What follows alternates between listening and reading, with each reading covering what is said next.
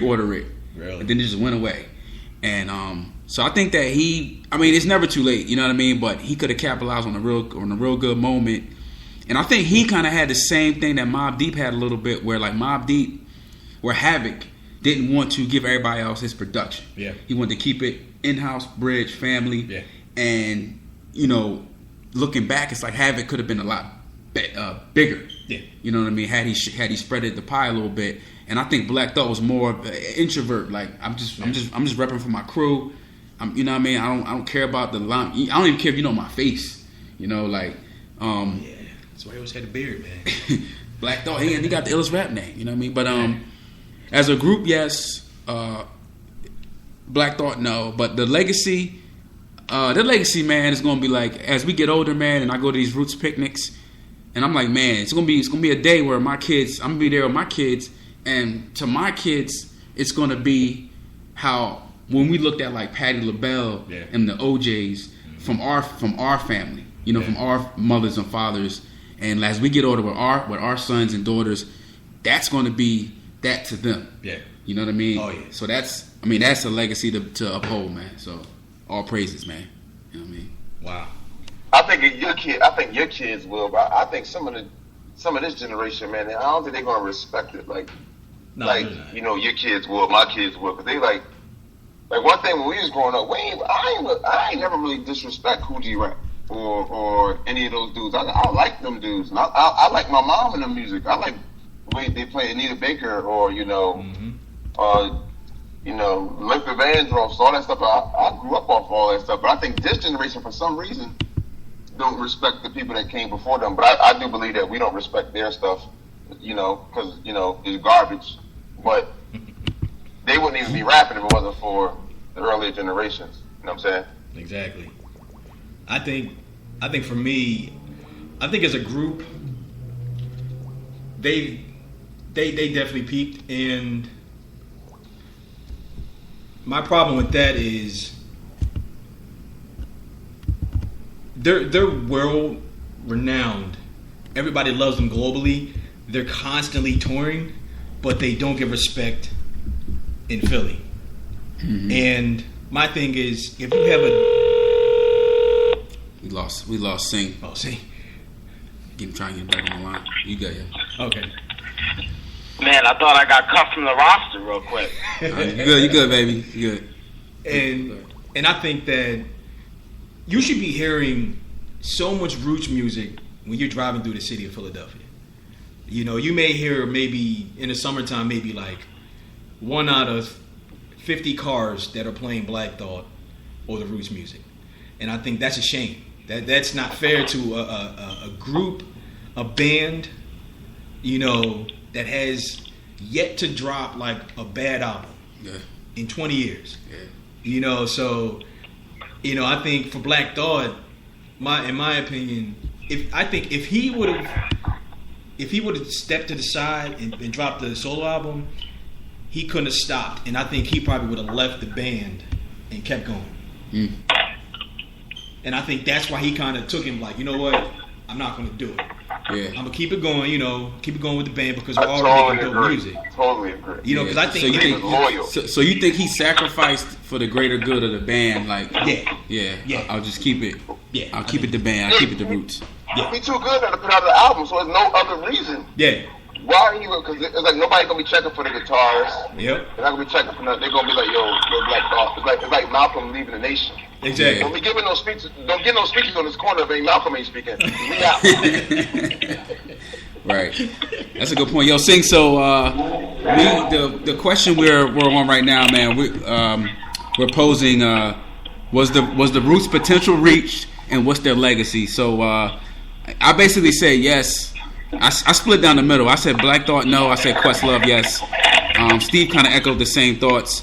And Armand was pretty much yes, that the legacy was reached and potential was reached. Yeah. So what are your thoughts on that, man? Yeah, I absolutely 100% think their potential was reached. It's crazy now because you see the Roots, and I'm interested to get your opinion on, the fact that they're the house band for the Jimmy Fallon show, because it's like, you know, what other, you know, to have the Roots as the backbone of your show every night. It's not like they're, you know, a special guest appearance. Like, they're there every single fucking night. Mm-hmm. And Black Thought, if you notice, like, whenever they go to a commercial break or whatever, he's kicking verses from Roots songs. Yeah. Most of the time, it's from, you know, something off Philadelphia Half-Life or Things Fall Apart or Do You Want More, or, you know, he's usually... I watch Jimmy Fallon regularly, and you know, the Roots add so much to that show. But it's interesting because I feel like they got to a point where, you know, they're getting older and they've toured for so long, and they're kind of like, oh, we could have a steady gig on the best nightly show, really, and, you know, be right there in New York. And I think that I don't blame them for taking that opportunity. It's kind of, I'd kind of like to see them be continuing to tour and make more music that they probably would be able to if they didn't take that Jimmy Fallon gig. And it's weird to see, like, my favorite, definitely one of my top 3 favorite MCs on the planet ever as, like, the sidekick. You know what I mean? And that's a little strange. Well, let's attack that. So that's a good. I'm glad you brought that up. So it's perfect timing. So I think that the Jimmy Fallon gig, when they first got that gig, it was a whole lot of pushback from their cult following. Yeah. You know, they're selling out. Oh man, here we go. You know, the records are going to change. Blah blah blah. And they really just evolved, honestly. And as we've gotten older, you know, we understand. You know, we're adults. We have careers. They have children. Mm-hmm. They got mouths to feed. You know what I mean? So it just makes more sense musically and fiscally, like who they're connecting with, who they're meeting with. You know, they've upped their stock. But to answer your question, saying I believe that now is the time to, like, speaking in financial terms, right? You know, they say, oh, you know, you need to get in the market and know when to get out. Yeah. Before you, so you can lose it, so you can leave with all your money. Yeah. I think it's time for them to get out. Because I think, you know, them being, I mean, how long have they been on there? 5 or 6 years now? Yeah. I'm going to say them being on there for 10 years, at some point it's going to look like a downsize. Yeah. You know, and I think that, like, they made their mark, you know, they're up their stock. 60% of people of the world, in the world now know them more than before because of that show. Yeah. And I think now it's time to go because they're not, you know, they're not at their full peak when they're in that Jimmy Fallon mode. Yeah, no, I most definitely agree. I mean, I think that, but I mean, on the other side of things, like, I think they're having a lot of fun with it. Mm-hmm. And like you said, financially, I mean, I think they're making bank. And then you get things like the people that they get to meet, like, did you see the Jimmy Fallon where Barack Obama slow jams the news? Yeah, with the Roots. Did y'all catch that one? Yeah, that was crazy. Wow, I didn't see it's like, Armand, did you see that? It's like black. Armand, did you catch that, John? Yeah, I caught the clip of it. Somebody posted it on Facebook. You know what I mean? And I caught it. It was funny. Obama, he's a real smooth dude, man. Like, he is. It was funny, though. Yeah, that was a good piece. I mean, like, that stuff is priceless. You can't even really equate that. Yeah. But I think artistically, it's eventually it's going to tarnish their brand. I don't think so. I think that I think they're coming more. They're like, they're good. Like, Tariq not gonna put out no garbage. Yeah. You know what I'm saying? But I just believe that they're bringing the Roots to the mainstream, but the mainstream is not coming to the Roots. So they're just bringing it to them, but they're not really changing it because they can play in the White House. They can play like Things Fall Apart in the White House, but nobody gonna catch on. So they are that, you know, transformative, that where they actually can do that. You know, I think they're stepping on it. They're not like Beyonce or nothing. So they're coming to the point. It's like we don't even care what these dudes are saying. We don't care. I mean, it's just their presence. They got so much respect. Yeah, they got so much They got so much gravitas at this point. Yeah. So it's not even about their music, and I think that is a good look for them because they're not going to do what Drake doing. Like, it's just like they got to go in their lane and just dominate their lane and stay true to themselves. But you can't compete with those people. These people out now, it's like, cause it's just a whole gimmick behind all of them. Like, it's just a big gimmick. So they just stay in their lane, and it's crazy that somebody in those studios or for NBC or one of these stations, they know they hip hop. Why would Roots even come to your mind? You would think that would be somebody commercial. But the Roots came to your mind to put them on the show? Like, somebody didn't know they hip hop. I think Fallon knew it. I think Fallon's the one that said, "Yo, I want the Roots to be my house band." Mm-hmm. Right. And I think for Jimmy Fallon to say that should let hip hoppers know, like, look, I think they're old when you think about it. They're almost 50 years old, so it's like they've been doing it that long and touring that long.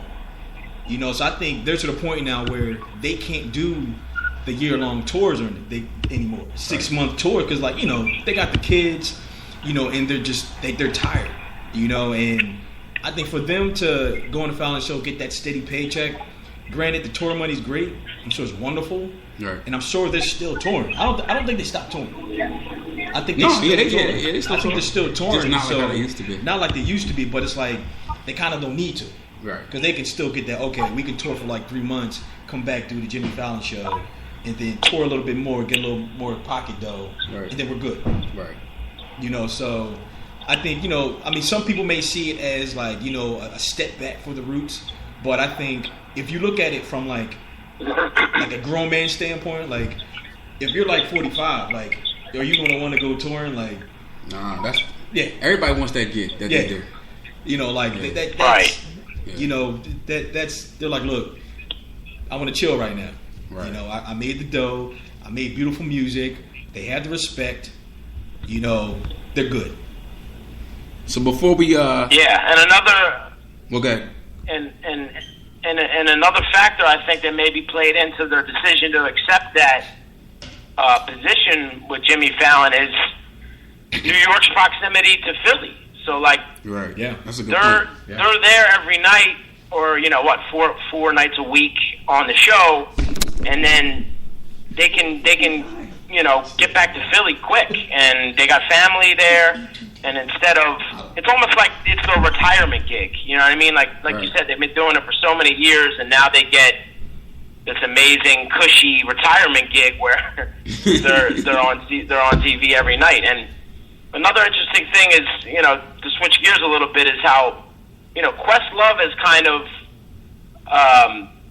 superseded Black Thought as far as celebrity status, I think. Absolutely. I mean, he's more of the Absolutely. Person that people know because, look, he's written, 3 books now. He also DJs a lot. And, everybody knows Questlove, I think, before they know Black Thought, which I think they're equally talented. I mean, I think they're both 2 of the best musicians in hip-hop history. But it's interesting to me because you never really see the drummer be, more famous essentially than the front man or the MC, or in a rock band like the drummer be, the sometimes vocal the more than the lead singer. Like, you got Charles Barker, man.